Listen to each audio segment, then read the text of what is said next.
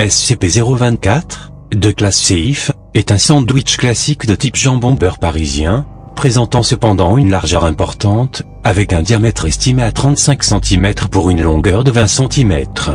Son observation n'entraîne aucun effet, tant que l'objet est sous cloche hermétique. Il est donc supposé que c'est une odeur, ou un quelconque agent pathogène non transmissible d'homme à homme, qui infecte le sujet exposé, nommé à partir de ce moment SCP-024-1.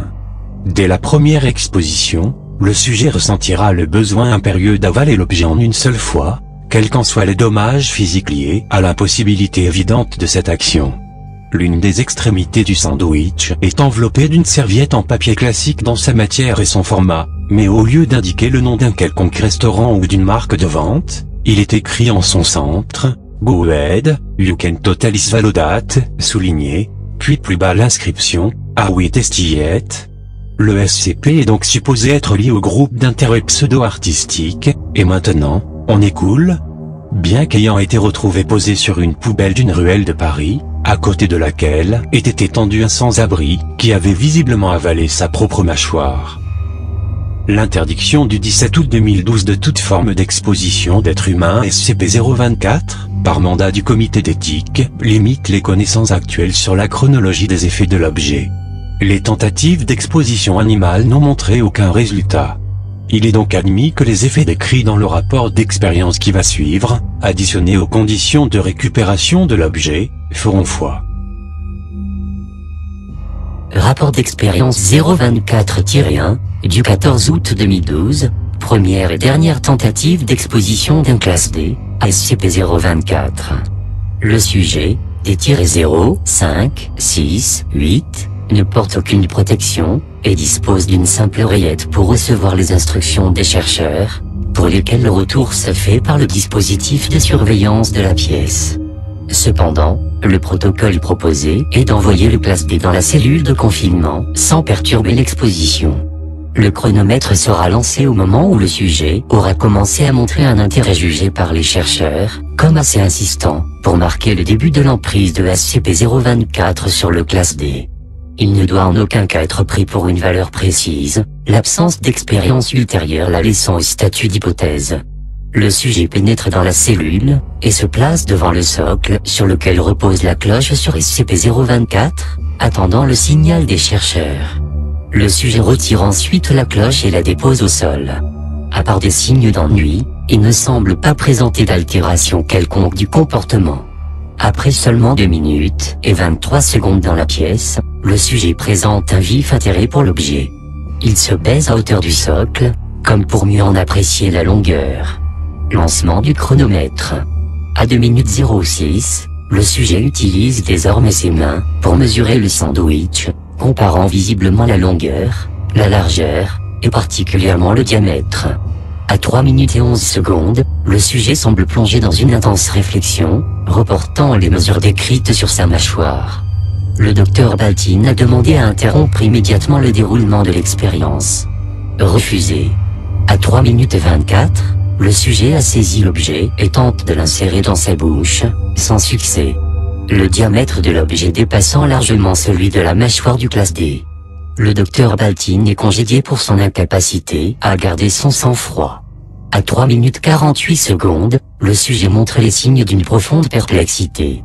Il essaye, le sandwich reposé sur son socle, d'ouvrir la bouche plus grand, allant jusqu'à céder de ses mains, reportant toujours ses mesures sur sa mâchoire.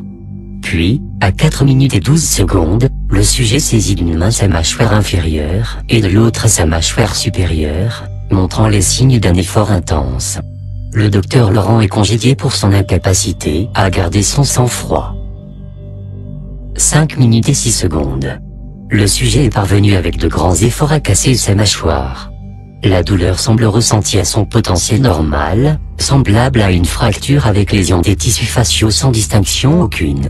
SCP-024 ne semble pas anesthésier le sujet en son emprise. La douleur semble s'accroître lorsqu'il tente de faire rentrer dans l'ouverture l'objet, sans succès. Malgré la douleur et la perte de sang, le sujet n'a pas l'air d'avoir perdu sa motivation. Le docteur Arlo a été congédié pour son incapacité à cesser de demander la mise à mort du sujet.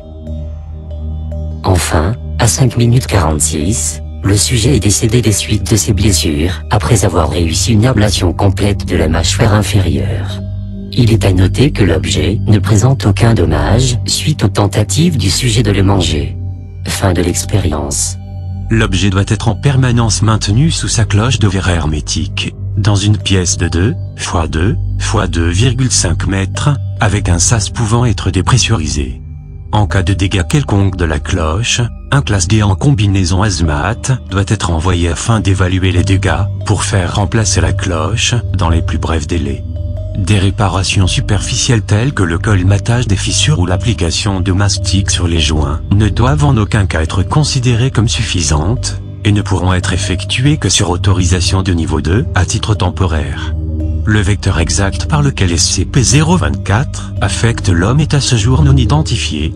Toute personne ayant été atteinte par son effet doit être immédiatement maintenue par une camisole de force sur un lit d'hôpital standard, et sa mâchoire fermée au moyen de liens, sous une surveillance médicale constante. Un accident impliquant le Dr Lears tend à remettre en cause l'efficacité du confinement actuel de SCP-024. De nouvelles procédures sont en étude, il est pour le moment prohibé de s'exposer plus que le strict nécessaire, et seulement dans le cadre d'expériences constructives et approuvées par au moins un membre du personnel de niveau 2, à l'objet. Le seul descriptif de l'accident est l'enregistrement de son magnétophone d'appoint, dont la retranscription écrite est disponible en tant que rapport d'incident 024 Lears-A8, dont voici un extrait datant du 2 janvier 2013.